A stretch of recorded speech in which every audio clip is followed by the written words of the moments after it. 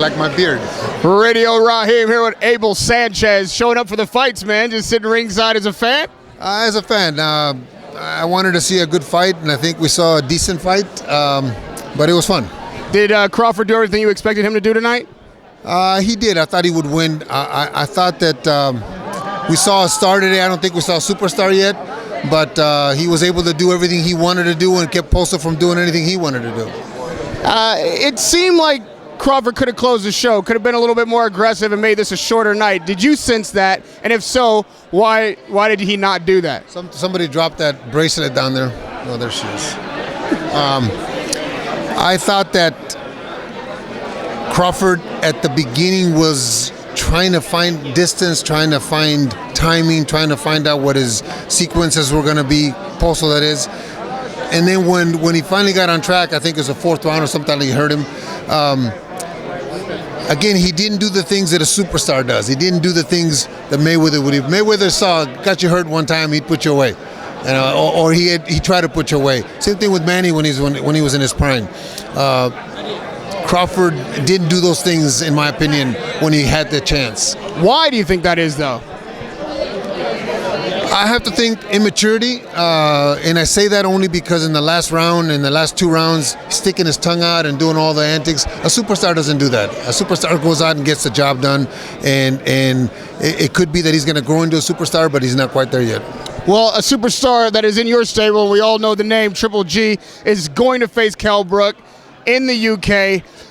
Abel, it's hard for people to believe that fight even got made, and not many people are giving Kell Brook a shot. Explain to us why this fight is a challenge for Triple G. Okay, well, first of all, this fight tonight was a 6-1 difference, underdog betting. Our fight is a 7-1, okay, according to the experts. Second, is there a middleweight out there that stands any better chance than Kell Brook does? I don't know that that's a fair question, because Triple G is a middleweight. Okay. And no, if they're, I'm talking any middleweight that's out there would be an underdog the same way that Kell is an underdog. Okay, but Triple G has several middleweight belts. There are middleweight contenders that deserve a shot, and Kell Brook, who's certainly not a middleweight, is stepping in front of those guys. But how does he? So you're saying that he doesn't pose a challenge? No, he does. No, he does. Absolutely. But give me a middleweight that deserves a chance more than Kell Brook. Any middleweight that's the #1 contender for any of those belts deserves a chance over Kell Brook. Danny Jacobs deserves a chance over Kell Brook. He'd rather fight Mora. Okay, but you asked, but he deserves a chance over Kell Brook. And in fact, in my opinion, like any middleweight that's a #1 contender for any of those belts, if you want to talk about deserves a chance more so than a welterweight stepping up for the challenge. Let's go through the belts. But hold on, let me ask you how Kell Brook is a challenge for Triple G. Well, first of all, if I have to look at it as the coach, I'm looking at a welterweight that's going to be faster hands, faster feet. We saw tonight that Terrence, with his legs and with his hand speed, was able to befuddle Poso. Poso had no clue what to do. Is that going to happen to Golovkin because he's a little bit slower because he's a middleweight? Remains to be seen. So that is the biggest challenge. As far as power, obviously Golovkin has more power. As far as experience, they're both 35 or 36-0 or something like that.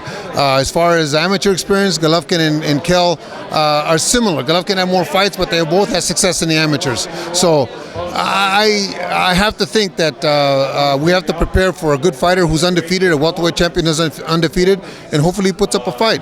But I answered that question, but let's go through the rankings. Let's go through the organizations. Danny doesn't want to fight Golovkin. We can't sit around and wait for somebody to want to fight us. Highland is going to be put into a tournament by the WBC. They don't want to fight us. We just beat the #1 contender in the IBF. We're #3 because #1 is unavailable. Toronto Johnson hasn't come back and said, who is #1, that he wants to fight Golovkin. We can't sit around and wait for somebody to want to fight us. So if Eddie Hearn had said to Tom, would you rather fight, when the Eubank wasn't available, would you fight DeGale if DeGale was available? We would have fought DeGale. But it just happened to be Brook that he talked to, and Brook accepted it. But we would have fought DeGale at 168 because at that point it was 9 weeks away from the fight.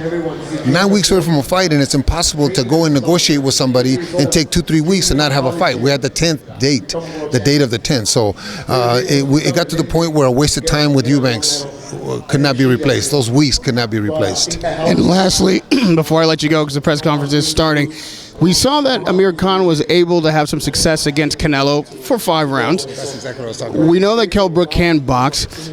Do you feel like there's any chance, especially being over in the UK, that if it does go 12 rounds, maybe Triple G is in trouble if he can't knock him out? 20,000 people screaming, got to influence somebody. It could influence the judges, but it's a different kind of fight. And I'll tell you what's a different kind of fight. Kell Brook is a 147-pounder his whole career, welterweight champion, undefeated.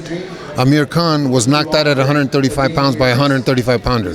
Then was knocked out by a 140-pounder at 140 pounds.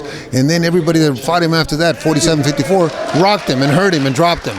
So it's a different kind of fight. You're talking about apples and oranges with the kind of fighter. We're not fighting a lightweight. We're fighting a welterweight. And a welterweight that's never known defeat. So it is a different fight. Are you going to have to train differently for this? Oh, absolutely. We got smaller guys coming in to give us the speed. Hopefully we can simulate the speed in the gym so when it happens, just like Khan did to Canelo, it doesn't confuse us like Terrence did to Postal today. That speed was a killer.